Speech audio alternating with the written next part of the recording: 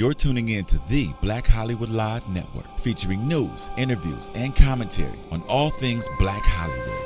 Hollywood redefined. From Los Angeles, California, presented by Maria Menounos and streaming live thanks to Akamai Technologies. This is Black Hollywood Live, This Week.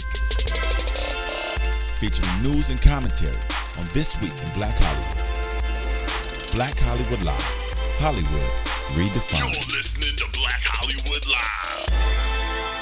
And now, the host for Black Hollywood Live This Week, Dario Kristen. Hey, what's up, everybody? You're watching Black Hollywood Live This Week. I am your host, Dario Kristen, and here joining me is the beautiful Courtney Stewart. You got your cheetah headband going on right now. Yes, that's what we're doing. You bringing today. it this Friday? Today, yes. We also got DJ Jesse J. I feel like I haven't seen you guys forever, I know, right? you guys both ran away from me last week. I was all alone, but joined by a very, very lovely Cobra and the very hot Stefan. All the ladies love Stefan, y'all. All the ladies love Stefan. He was bringing it. Mm-hmm. All right, we got an exciting show today with a lot of topics, including Black Twitter comes from hashtag white girls do it better. 50 Cent files for bankruptcy, and the art exhibit in Chicago, which has Michael Brown on it, is causing a lot of controversy. But first, I'm going to talk about the buzz meter question for today, which is, was Andy Cohen wrong for jackholing Amanda Sternberg? Mm-hmm. We're going to talk about it. There was a lot of controversy around that. We're going to talk about it. But first thing up is going to be trending topics with DJ Jesse J. Boom. Hashtag white girls do it better. So Twitter has been honestly just a mess this week. The hashtags that have been going along, we have white girls do it better, black girls do it better, growing up black, hashtag growing up poor. I love growing up black, by the way. Me too. Hashtag growing up with strict parents. Mm-hmm. It was all over the place. It was all over the place because usually it's like once a week or once a month. There's like a really big hashtag. It was very busy this week. Went ham. Why was everybody bored? Right. I don't know why everybody was bored and like needed to tweet this week. But I feel like we do the same hashtags every year. Yeah. I mean, it comes up. Yeah, it comes up. Yeah.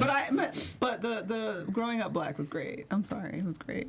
Yeah. Okay. So let's talk about that. You know, growing up black versus growing up something versus doing it better. Yeah. So wording your hashtags, people, you might want to be careful about what you're doing. So hashtag white girls do it better stemmed from a hashtag black girls do it better, which was actually started a few months ago. Yeah. Yes.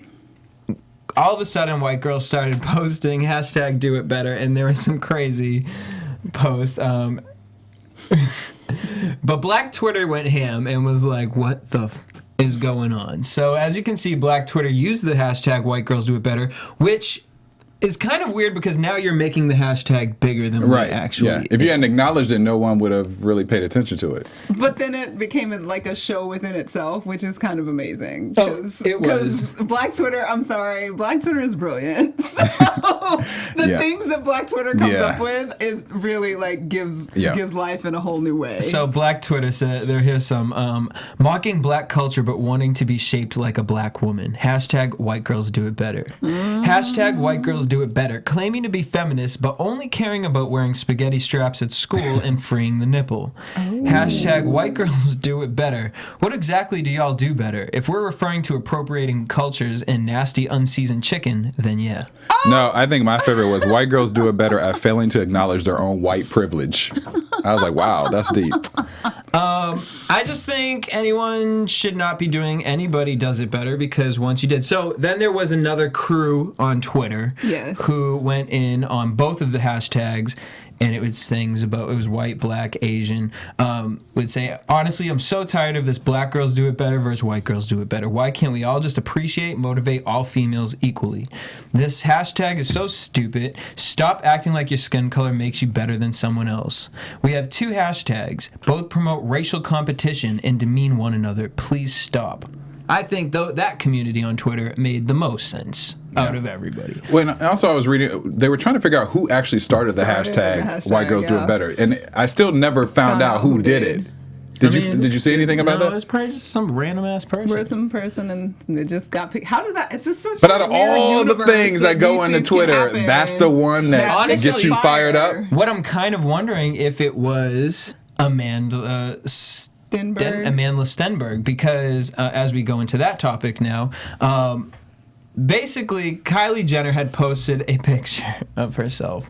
We have the picture up somewhere with her new wig line. And which this one her is cornrows, her new titties, and her new booty, y'all. Yes. In this picture, she posted. Let's keep it honest.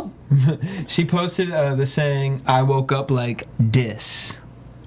Amanda left a comment for Miss Katy Perry, Kylie Jenner, saying, "When you appropriate black features and culture, but fail to use your position of power to help black Americans by directing attention towards your wigs instead of police brutality or racism.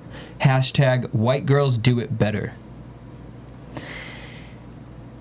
I didn't really understand why she used that hashtag. I felt like that was just kind of like... It was a dig. Yeah. It was a dig. And it was kind of like, girl, you and your feelings. So Kylie responded to her saying, "Mad if I don't, mad if I do. Go hang with Jaden or something." Girl. I wish Kylie would have, kind of taken to that and one-upped her and thought deeply about it and kind of responded back with something a little better than whatever, because that's basically what she was saying. But that's a very Kardashian answer, though. That is true. You know what I'm saying? They all are very much, their comebacks are not that strong. Well, so because of this comment, Amanda has been labeled angry black girl because she's mad at white people, and that's what the media has painted on her. So she comes out, and part of the reason is celebrities got involved, like Justin Bieber, who felt he needed to comment on this by saying, "Guys, leave Kylie alone. We're all trying to figure it out. And she happens to be under a microscope. I'm the first to know this." The white boy that dropped the N-bomb several times. Right. "I'm the first to know this, but saying she's being racist because she wants her hair in braids is ridiculous." She didn't call her racist, by the way. Yes, she did not call her racist. She said she did not. Cultural appropriation. She was talking about cultural appropriation. That's not calling her a racist. Right. Let's focus on the bigger picture, and instead of fighting over something stupid, let's do something about equality. But it doesn't start here blasting a 17-year-old kid for wearing braids. Is that what Justin Bieber said? Yeah. Okay. Keep going. Right. I don't even think it deserves a real comment. I can't even, he said instead of doing something was in actually saying, instead of just being like, "You racist bitch trying to be a black girl," she actually was trying to trigger a thought. Cultural appropriation has a meaning. Did you ever think to look it up? So maybe she was actually trying to spark a thought. Yeah. As opposed to whatever the hell you think you're talking about. I feel like the hashtag... Well, she definitely did her dig. She's 16. It took preference over the figuring it out, which is the problem, Justin. The problem is that clearly one person feels a certain type of way, and it's not just one person, it's a large demographic of people who right now, if you're paying attention to the news, feel a certain type of way. So I think it's more about figuring out, you say, let's do something about equality. I think Amanda was kind of saying, hey, we can't do anything about equality until we acknowledge what some of the issues actually are. Right. And stop pretending like they don't exist. Right. You're directing this demographic to buy your wig line, but how are you helping the community versus just taking money, kind of? And even if you don't, I don't know. It's weird. It's weird because it's like everyone takes cultures from everybody. I mean, here's my thing. I mean, I get Amanda, but is Kylie Jenner responsible for teaching the world because she wants to have a wig line and make some extra cash? Because how many of us are who are black kids don't do that? I don't see them jumping out and teaching the world either. But that's also sort of what she's saying simultaneously. Like, you have the ability to affect a large number of people in a way that a lot of us cannot, and you are using it this way. Why not use it this other way? So I think that's what she's kind of pointing out, because, I mean, Amanda can't even necessarily reach that many people. I assume her Twitter followers or Instagram followers are lower than Kylie. So I'm sure. That's what she's calling her out for. So whereas, do we have to hold? It's one of those things like, is every celebrity responsible for like their image, like, and to wear the shoulders of everything? No, of course not. But there is something to be said about the cultural appropriation that is seemingly being done by Kylie often. that maybe it's something she should maybe think about herself a little bit harder. And it exists, it's out there, and I think Amanda was trying to just, because she's already like written a whole like dissertation about cultural appropriation. She did a like video for a class or Black something. features are beautiful. It's a serious subject for her. Yeah, it's a serious subject. And she was the girl in the Hunger Games, right? And then she was the one who got all the slack because she was the black character, and in the book she's not a black character, correct? I don't remember that. I don't know enough she about was the Hunger one. Yeah, Games, she had a lot of in the role. She had a lot of drama surrounding her because of that, I believe. But people were not happy that she was a black girl. She was a black girl, and that she died horribly in that movie. By the way, I don't subscribe Most of to us the do. Hunger Games. Exactly. Most of us do. But it was awful. Like it was really awful. She wrote a post. I'm not going to read the whole thing, but you guys can look it up. But the title of it says, "Black features are beautiful. Black women are not. White women are paragons of virtue and desire. Black women are objects of fetishism and brutality." And it's crazy because I would like to take Kylie Jenner out of the whole conversation just because I want to not care. Right. But what she's bringing up right now, Amanda, is so relevant. And it was shown just with all the crap that's been going on social media with Serena Williams and her body image and how she's been body shamed and called out of her name and femininity because of her strong manly features and horrible things that people are saying and over sexualizing her in a way that's unacceptable, but that black women have experienced for their entire existence in this country. So I think that the subject is very relevant, and I think it's sad that Kylie is probably completely unaware and probably doesn't care, but is it her responsibility? I don't necessarily put that whole responsibility on her. She's 17 years old and trying to be cute, and right now being cute is having a little waist and inflating your ass and getting big boobs and having big lips. Right. So she's just playing the game. So a side note, most black men love Serena's body, by the way. So most black men that I talk to saying that, love her body. We appreciate that. That was real sarcastic. For all you haters. No, I am serious because that's the whole, that's why it's frustrating. Because I get, the whole angry black girl thing. Every black girl out there hates being called the angry black girl. Because anytime you speak up to say anything this ain't cool, y'all. Why is it cool that suddenly J-Lo's booty was acceptable when we done had big booties forever and people were shaming us for the big asses that we had? So, it's just that weird, feeling of never fully being accepted for the beauty that you are, yet somehow the imitation of it is acceptable. Right. And it's frustrating. So I understand where Amanda's coming from, and it sucks that she gets labeled as an angry black girl for speaking out with it. Granted, I agree the hashtag white girls do it better was a dig, but she's also 16 years old, so that kind of came with it. Right. But at the same time, she's written and spoken very intelligently about the situation and about the idea of cultural appropriation, and I think she deserves a little more respect for what she's trying to say because it is a legitimate issue that deserves some sort of attention. And I agree with everything she's doing, but it's a good topic and conversation to bring up. But I still say there are a lot of African American youth who are not doing this, who are looked upon culturally by black kids, white kids, whatever, a melting pot of people, and they're not stepping up in that sense too. So why are we looking at a Kardashian to do it? Well, again, the issue is that she is a Kardashian that appears Jenner, to excuse be, me, or sorry, Jenner, excuse correct, me, Jenner. Our bad, Jenner. That appears to be appropriating the culture for financial gain, for fame gain, whatever you want to say. And I don't think Amanda believes that it's her responsibility to stand up for all the racism in America, but I do think it is to be maybe honored on a certain level that you have a platform in a way that most people do not, and what you are doing says certain things about things that have happened in this country throughout our history, and maybe you should think about it, and maybe you should think about what you're doing, and maybe it's not kosher. Another topic, just to bring this up there, and maybe it's totally out there. When do you kind of hold the... All right, so we're slamming Kylie Jenner right now. Okay. I'm not slamming Kylie Jenner. No. I'm not saying us here. I'm not saying us here. I'm just letting you know. I'm not saying us here. I'm saying that's in the Twitter world, that's what we're doing right now. Okay. Some people. When do we slam Beyonce? When do we slam Nicki Minaj and say, well, wait a minute, You women are appropriating white culture. But That's my point. No, black people have done that. There's black women. I mean, I know that has been the case. Yes. And so, because I mean, it blows my mind. I just keep seeing that freaking Pepsi ad, and they need to take it down because she has not been doing that ad for a while.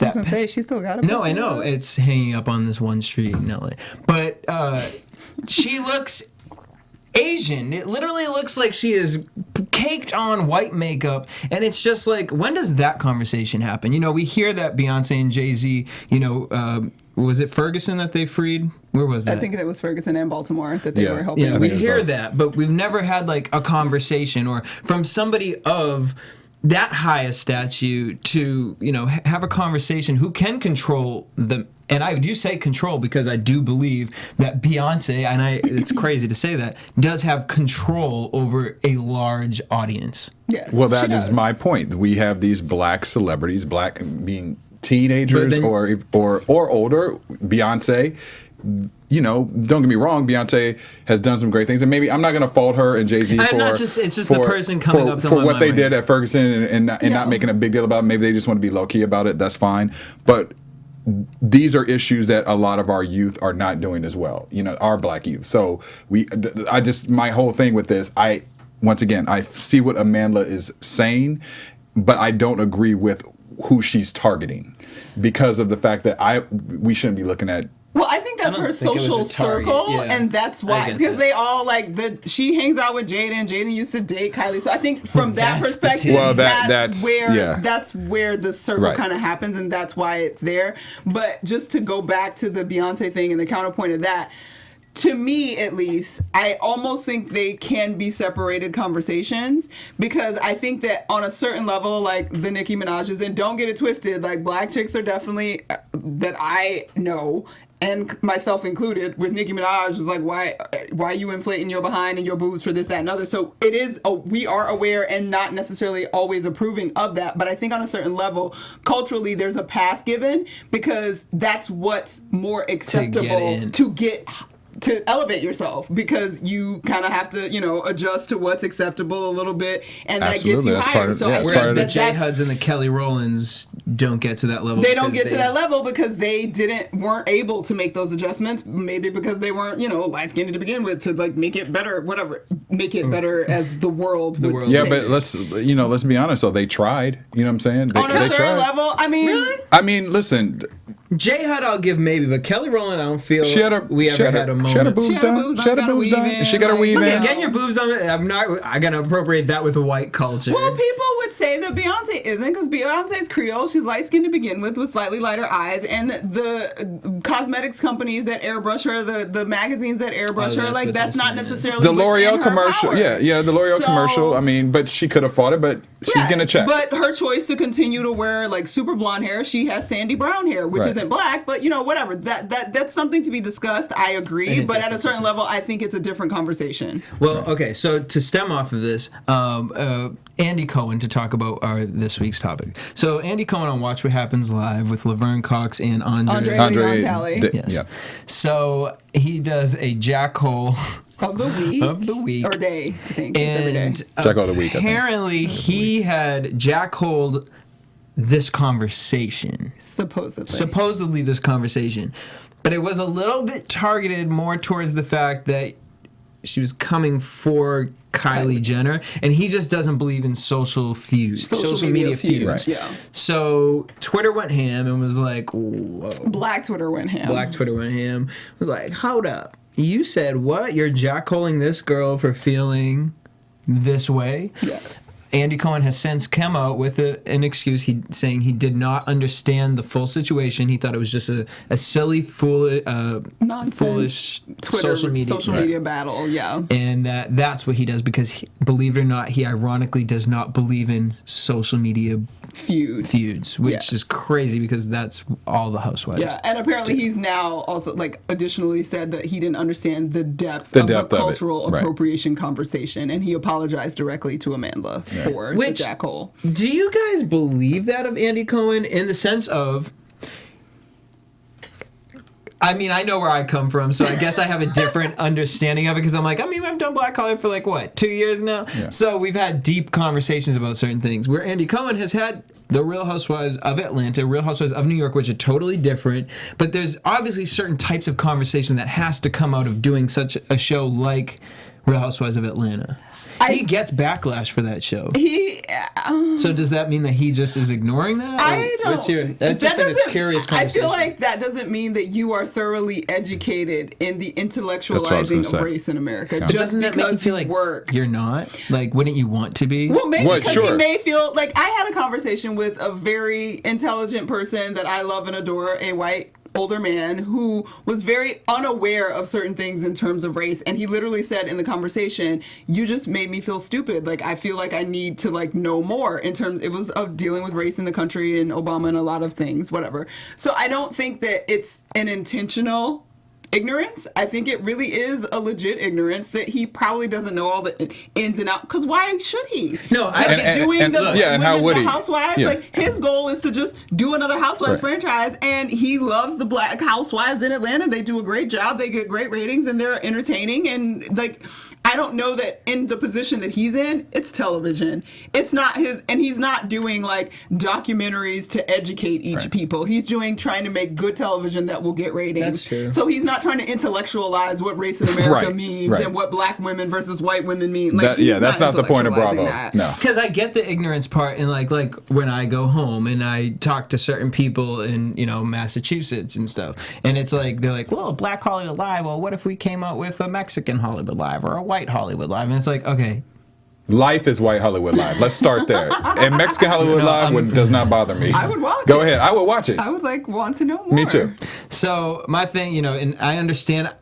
I cringe when I hear it, but it's like, okay, I understand I have to have this conversation right now because I can understand why this person does not understand that. Yes. But with an Andy Cohen, I don't know, it kind of blows my mind because you are making money off this, and I know he has seen certain backlash from African Americans especially talking about this show being a poorer representation of black women. And wouldn't that make you want to, as a human being? I don't know. Maybe I'm just crazy. As a human being, I feel what you're saying, but I don't think that he looked that deeply into it. Yeah, and I think honestly. it's business for him. Like, I mean, I'm sure he has his black friends that he talks to, like, when he's like, well, wait, guys, why are people so mad and, like, whatever. But here, the bigger issue is that a lot of people gave slack to Andre and Laverne because they didn't say anything. Now, Laverne has gone on to say that she didn't even know who Amanda was. Yeah, well, she also claimed that, like, in the 10 seconds that they had, that she couldn't really get into a conversation about cultural appropriation. So it was like, I don't believe that, but I do believe that she may not have known, because we've had guests here who aren't up on some of the stories, and if we were to throw something to them, they wouldn't know. And it is, in their defense, it is literally the last like 10 seconds of the show. He does his Jack Holiday, and then he does the something else, but whatever. And by that time, they've had plenty of drinks. They've had drinks and like whatever, but I may not remember the subject either. Because they were upset because she was a child also, that she was 16 years old, and then he was jackholing her. Right. So sorry, Andy. All right, let's let move us on, know what you think. Amanda's getting a lot of airtime on Black Hollywood Live today. She's beautiful, and she's an actress, and she's great. Come on, Black Hollywood Live, but we'll discuss it more, Amanda. And if nothing else, she's actually like talking about this stuff and bringing it up and writing about it and doing movies about it, and I think that's cool because we got a whole lot of kids that don't do nothing. Get her on The View. Anyways, who you trying to replace, Jesse? Who you trying to replace? So, who's left? Like Bravo is now replacing Nene Leakes and Kim show. They ain't getting it no more. They're not gonna do a show. Aren't you upset? So unfortunately, you can't watch that on AfterBuzz TV. But we cover every other show you could possibly think of. So whatever your favorite TV show is, as soon as you're done, head over to AfterBuzz TV. As soon as it's over, it's our sister site, and we love TV and we love to talk about it. AfterBuzzTV.com. And we also love gossip, and that's what Courtney's going to deliver right now. I'll be real quick, y'all. So 50 Cent decided he was broke this week, and he filed for Chapter 11 bankruptcy. He's lying. And then scene. That's it. So basically what happened is he has been in this court battle with Rick Ross's baby mama. Her name is Lastonia. Hell of a name. Levinson. And basically what happened was, back in 2009, apparently 50 Cent posted a video of some sexual activity of Miss Levinson. And he just did it because I guess he was having a social media feud with Rick Ross. These are grown men. I can't believe we're having this conversation. But anyway, so he posted a video of her being sexual, and it was basically a sex tape that he posted online. And so she sued his behind, and she's won. She won a settlement of $5 million. And as soon as the settlement came down, he decided to file for Chapter 11 bankruptcy. Word on the street is it's solely because he's trying to reorganize his finances, because what can actually happen, the settlement for $5 million came down, but the court can still force him to pay damages at astronomical rates. Like, they could literally be like $100 million in damages, like something insane. So to protect himself, he has filed for Chapter 11 bankruptcy, which will allow him to reorganize his finances. And for those people out there who are not rich, that basically means he can put it in certain businesses and certain LLCs and move it around so that it's not subject to whatever the damages they determine he has to pay. So does that mean that she doesn't get anything? No, she can still get the $5 million. Okay. But they can do, in addition to the $5 million, they can give her more money in damages. And it can be lots and lots of money. Yeah, listen to Black Hollywood Live's Justice Served. We get the full legal take on. They will break down the specifics for you. And also, Phil, I know Maria was talking about, she had an exclusive sit down with 50. Where is that located? So that you're talking about Maria Menounos and E! News. So they sat down as part of the promotion for Southpaw, the new movie, the Jake Gyllenhaal movie, which 50 Cent is a part of. During the interview, because 50 trusts Maria, you know, she did ask him a question. He did answer it, and that's kind of a lot. Yeah, that's the exclusive that opened it up a lot, and you know, it kind of went from there. But yeah, there's various perspectives on it. Obviously, Justice Served as a legal one. You guys do a different one. Go check that out, guys. And the man is worth $115 million. According to Forbes, in May, he was worth $155 million. So now they're saying, and he was actually on Cohen a couple days after he had filed for the bankruptcy, and his quote was as follows: "You get a bullseye painted on your back when you are successful. And it's public. You become the ideal person for lawsuits." Yeah, but I mean, you posted you posted a sex tape. I mean, come on, 50. Like, I can let that statement be true if it wasn't this situation. So 50 Cent posted a sex tape. I can watch 50 Cent having sex? No. It's not his. It's not his. Somebody else's. It's hers. It's hers. Well, he was just trying to embarrass her. Right. Which, by the way, I want to see 50 Cent's sex tape. Well, that's a different show and different subject. Jesse. Here's the thing. 50 Cent also did file for bankruptcy on one of his companies about 6 or 7 months ago. Yes, he did. But again, but filing for bankruptcy, guys. So many people have done it. It's a rich people thing. Donald Trump has done it. Walt Disney did it. Yeah. Plenty of people do it. I know regular people who do it. It almost seems like it's sort of it's like an easy way to get out of jail free card. Yeah, you know, it can be. It screws the hell out of your credit, but you know. But if you're already rich and you're able to protect certain assets, it doesn't matter if it screws your credit because you already still have $100 million over here. So in his case, it's a rich person's problem. Right. Moving on. Speaking of rich people's problems. Oh, no, this is serious. Y'all need to start praying for Chris Brown. We're going to stop right now and say a moment. We're going to take a moment. Lord, help Chris Brown. He's got baby Rain, who is real cute, and he got people that he probably knows breaking up into his house with masks on, putting his auntie in the darn closet, and trying to steal money out of his house. So if you guys have not been paying attention, Chris Brown got robbed, okay? Hide your wife, hide your kids. Hide your wife, hide your kids. Hide your baby. Right? Do you remember that? Yeah. Okay, so anyway. Auntie was up. Baby. Okay, so we just reported like maybe 2 months ago that Chris Brown had a lady chick that just broke into his crib while he was gone and like decided she lived there and painted his car and did all kind of weird stuff. He moved to a house in Tarzana, and in his new house in Tarzana, while he was chilling at the club, Auntie was up in the house like, hey, y'all, I'm in Chris's house, I'm chilling, and some mofos broke into the house with masks on and guns and whatnot. They put her in the closet, thank God, bless, she is fine. Yeah, She's she was okay. not hurt. She was not harmed, but she was able to hear what was going on with this robbery, and basically what happened was, a group of dudes broke in the house, and they knew it was Chris Brown's house based on what the auntie could hear. Of course they knew. I mean, come on. I have a big And they knew that just a few days prior to the robbery that he had been paid in cash $50,000 for a club appearance. So they were looking for the $50,000 in cash, and they had an idea of where it was. For this reason, police are fairly certain that they have a good lead on exactly who these people are. So they are after those people. We have not gotten breaking news yet that they have caught them, but the robbers, they have a lead. They're coming after them. But of course, Chris's baby mama's all freaked out. Oh, Rain could have been there. This could have been bad. I mean, which that's is true. Yeah. Which is true. True life.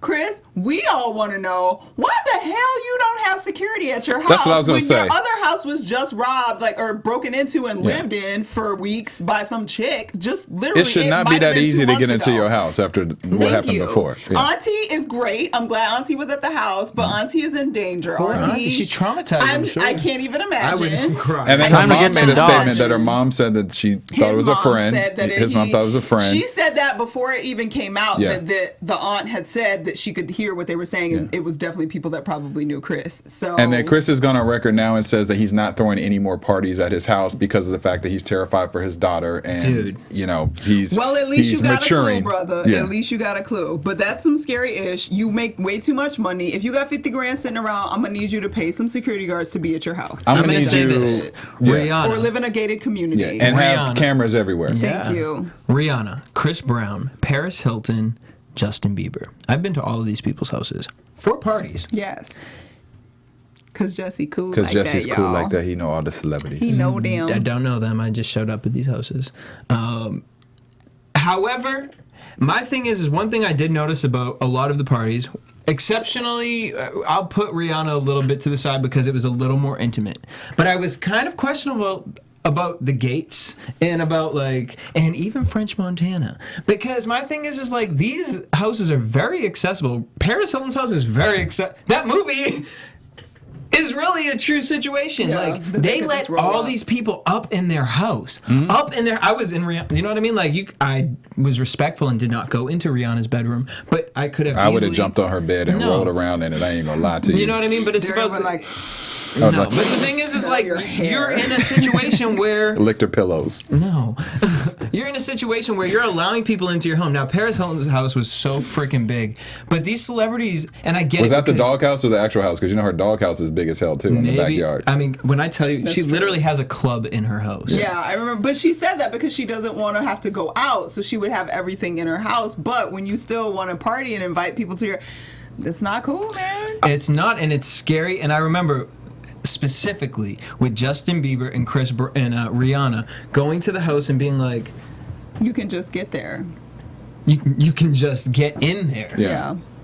And that's scary to me. My grandmother at my mom's house over in Massachusetts be have 7 locks on the door, a damn guard dog at the door. Well, is it that you just have so much money that you just I don't care? Because for example, I went to a fight party at Tyrese's house, and at one point I was in his backyard and I was looking around and I was like, he don't really know me. Exactly. You know what I'm saying? And he don't know half these people. It would freak me out a little bit to think about that somebody actually could be in my bedroom just chilling, or just in my kitchen, or even just in my favorite place on my couch. Status, you're just trying to have a party and you're just trying to be cool and be around people, and it's yeah, but hundreds of people, Tyrese, 50 I feel people is you more want to be around, 20 to 50, and have people at 100.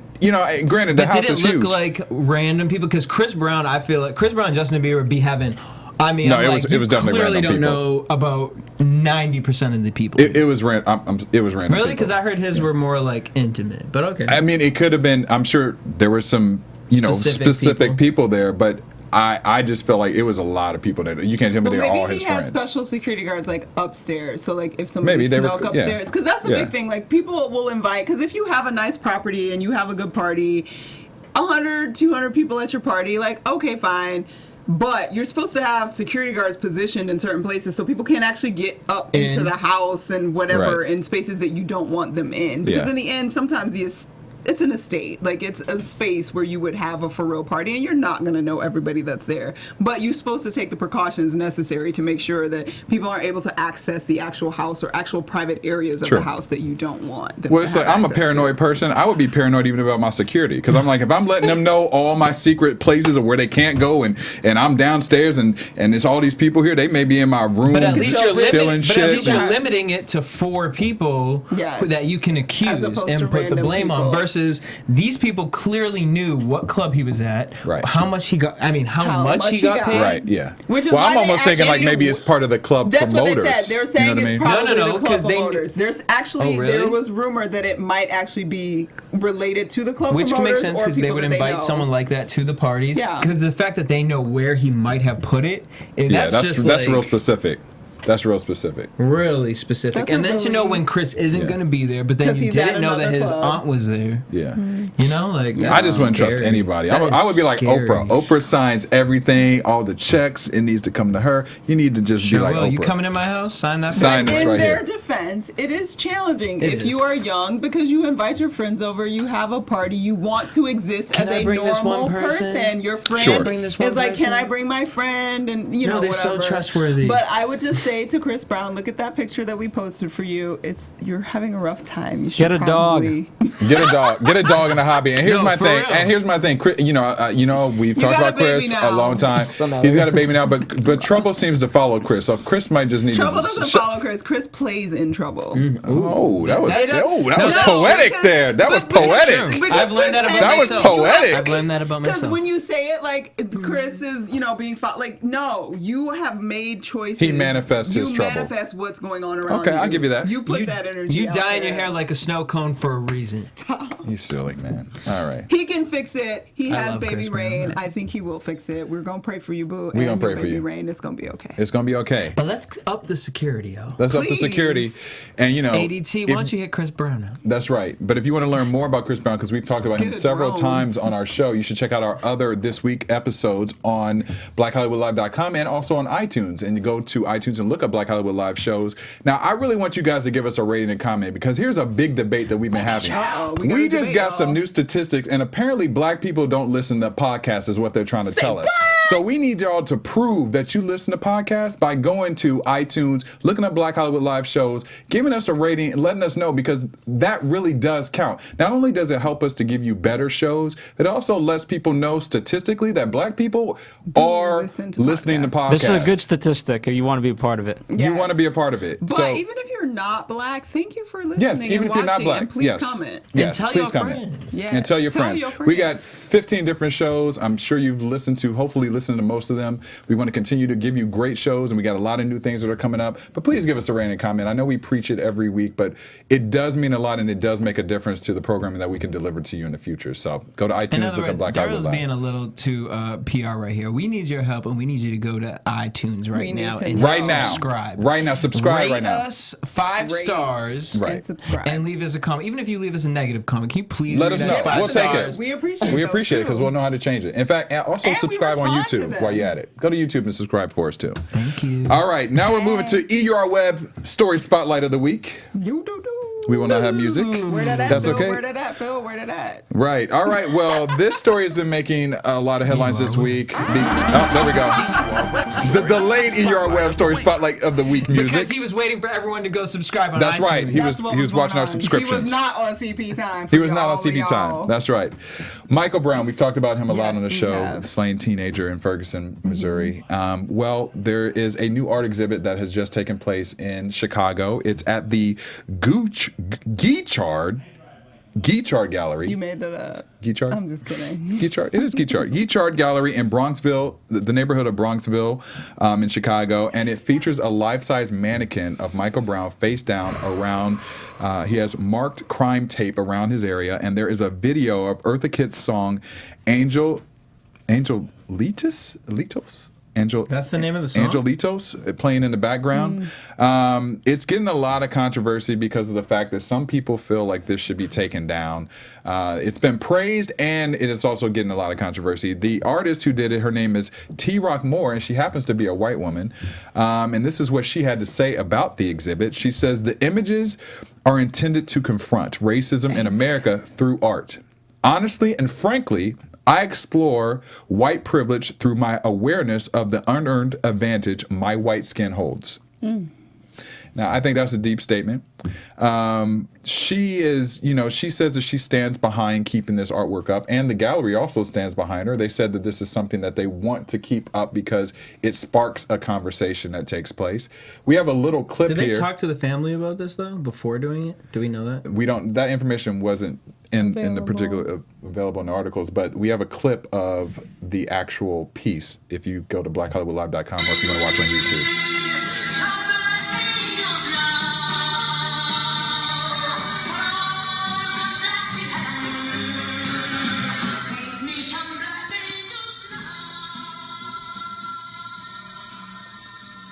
So that's a quick clip of the actual video. I mean, it is disturbing. I mean, it is.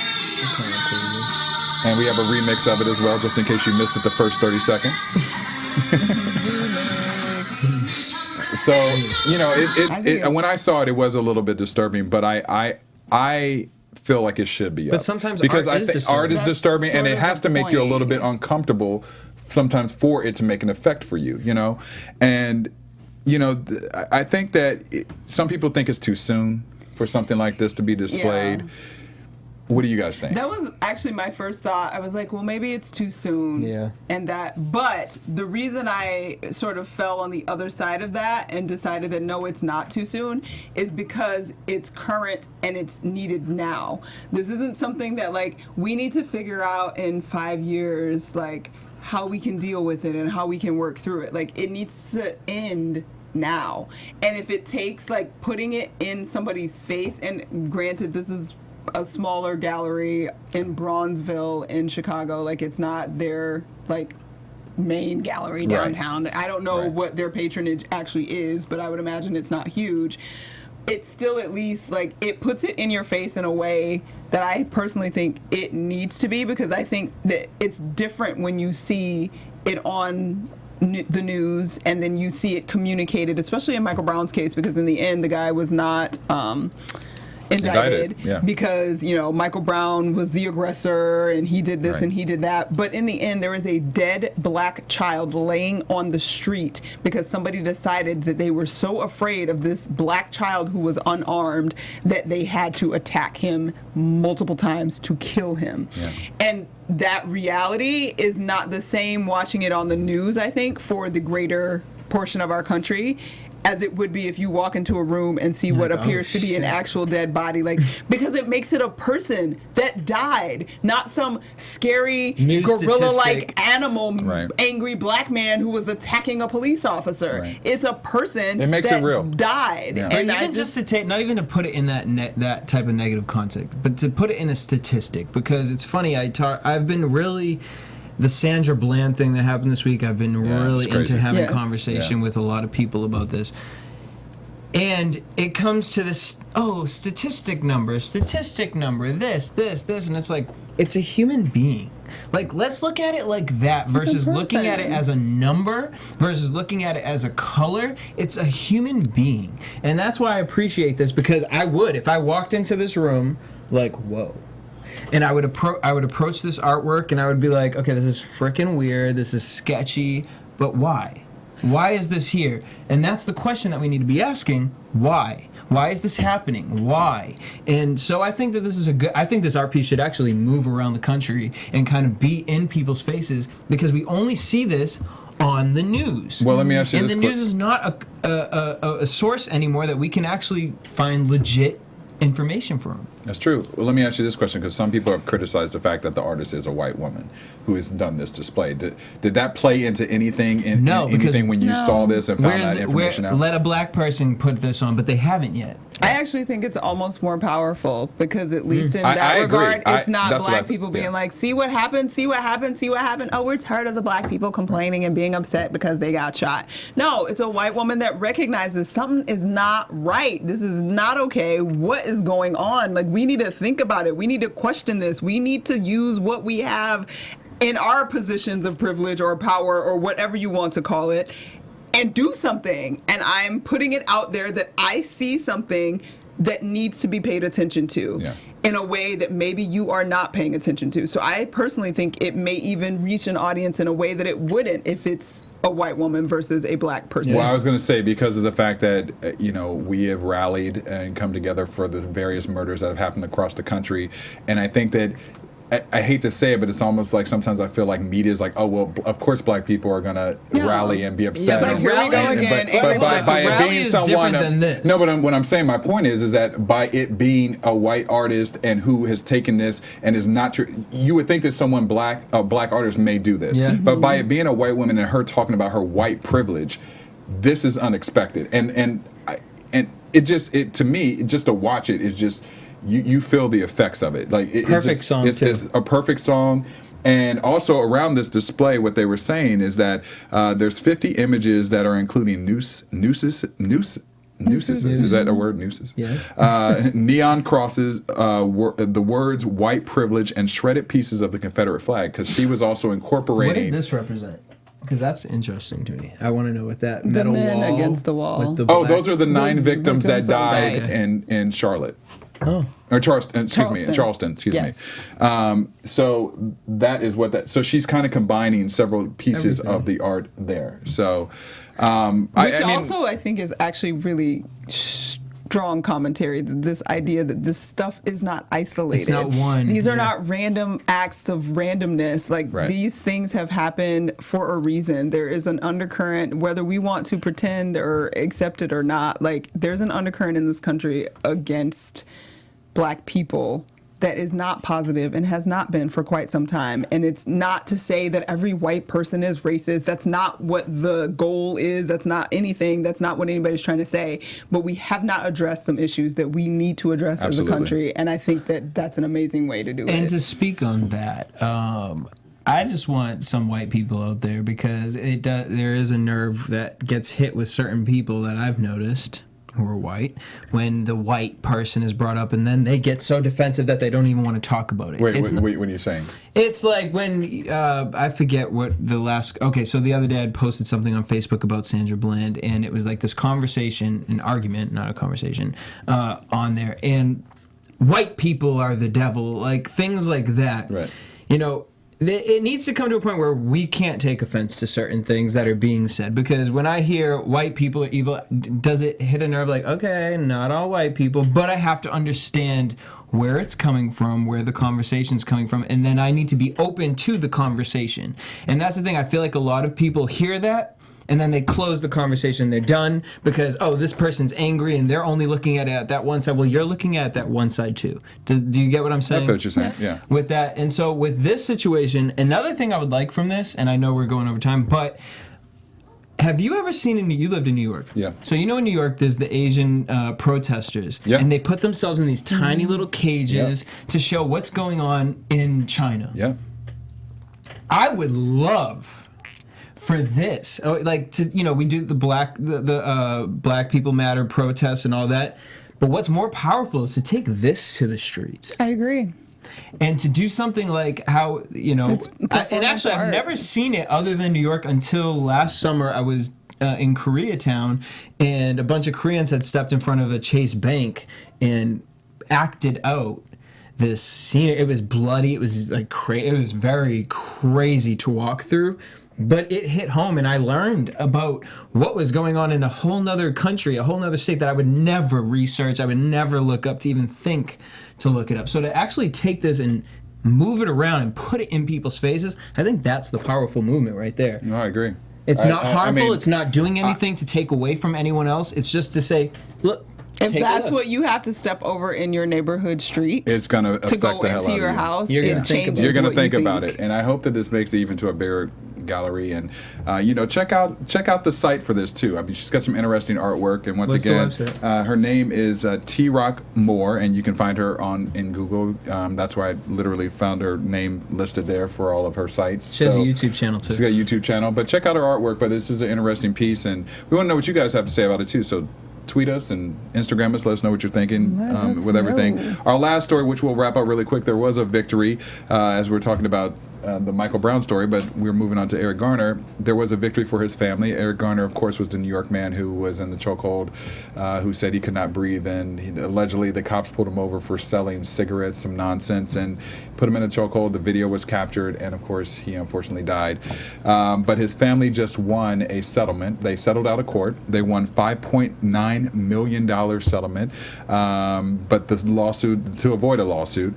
Now, the settlement requires the city to admit liability. That's the only, some people are kind of having a problem with that portion because, there's still a lot of blame with the police officers for what obviously happened. But this will leave his wife, Eric Garner's wife, and 5 children with a large amount of money that hopefully they can move on with their life, even though they'll never forget, but move on and be able to be financially compensated for this situation. So it is a victory in that sense. What do you guys think about this?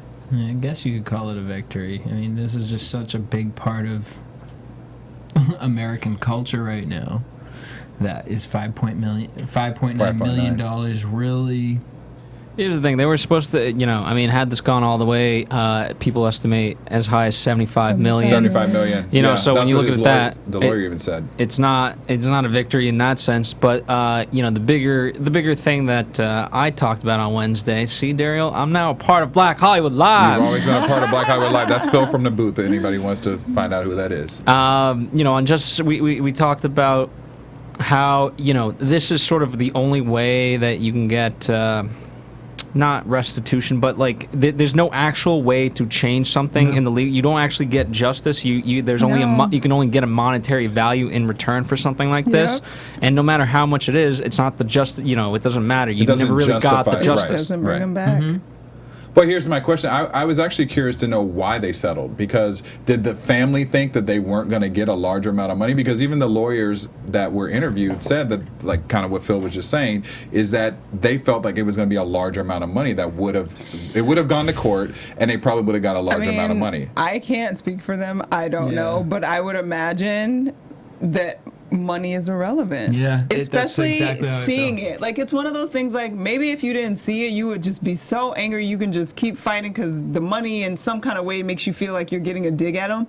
But to watch that video of how he died, like, I can imagine feeling like, whatever, like, thank you, and I need to be able to move on some kind of way. I disagree with you. To me, that would make me even more pissed off, and I would be like, I want to get, I want you to bleed. I want to get every piece of money. I want you to suffer like no other. But see, I feel like that would be the case if I didn't see it happen. If I saw it happen, I feel like I would know there is absolutely nothing they can give me that will change what I feel about what I just saw. Because I don't know. Like I said, I can't speak for the family. I have no idea what their thoughts are. And in the end, maybe they didn't want to have to keep paying attorneys, and they didn't want to spend the next 3 to 5 years of their lives in litigation, reliving it and dealing with it, because you can't move on when you're constantly like in that space of trying to get back something that's never going to add up to what you lost. So I don't know, like, it's sort of heartbreaking. Like, on the one hand, it's like, yay, they got a settlement, but on the other hand, it's like, I feel like that was real. That situation was that video, so whack. I went and watched the video again after just kind of reading the story. It's been a while. It's been a while, and I just was like, man, that's why I've said it makes me angry, because I just feel like $5.9 million actually, yes, is a victory, and I'm happy that they got money, but I feel like when I was reading the different articles in the news and on the sites about how much money they could have potentially got, I just feel like, you know what, you got to hit them where it hurts. But sometimes money depends on doesn't the people. answer it. Honestly, Daryl, if this situation was an opposite situation and it happened to me, my family probably wouldn't have even won the $5.9 million, because it's just not how my family is. I hear you. My family would have cared. You can't put money on a human. Like, that's just especially how like once the police were not brought up on any kind of charges, it's like, why even bother? Money doesn't change what you did. Like, it just doesn't. You giving me $5.9 million to just go walk away and... Thank you, because now at least, I mean, I can pay for my kids to go to school and do what they need to do to try to move forward. But that doesn't fix. I want you in jail. I don't want your money. I want you to be punished for what you did. The city paying me is not punishing the 5 cops that jumped on my husband's back and suffocated him to death. That would be an interesting question to ask that entire family. I would love to know. Would you want $5.9 million or this man put in jail?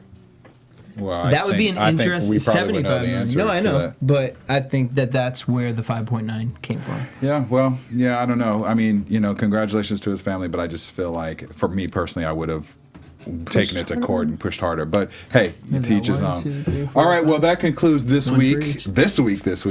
Courtney, where can your fans find you? I'm on Twitter and Instagram at Stuart Starlet. Jesse, where can your fans find you? Everywhere, DJ Jesse J. You can find me at Dario Christian on Instagram, Twitter, and Facebook. And I also want to remind everyone to go to iTunes. We talked about this already. Let them know that you're paying attention to Black Hollywood Live in our podcast. Give us a rating, even if it's a 1. Let us know what you're thinking.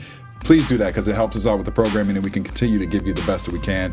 And we'll see you next week. Bye. From producers Maria Menounos, Dario Kristen, Tiana Hobson, Kevin Undergaro, and the entire BHL crew, we would like to thank you for supporting Black Hollywood Live, the first online broadcast network dedicated to African American entertainment. For questions and comments, contact us at info@blackhollywoodlive.com. Like us on Facebook, tweet us, or Instagram us at BHL Online. And I'm your BHL announcer, Scipio. Instagram me at Planet Scipio. Thank you for tuning in. Hollywood Redefined. The views expressed here are those of the host only and do not necessarily reflect the views of BHL or its owners or principals.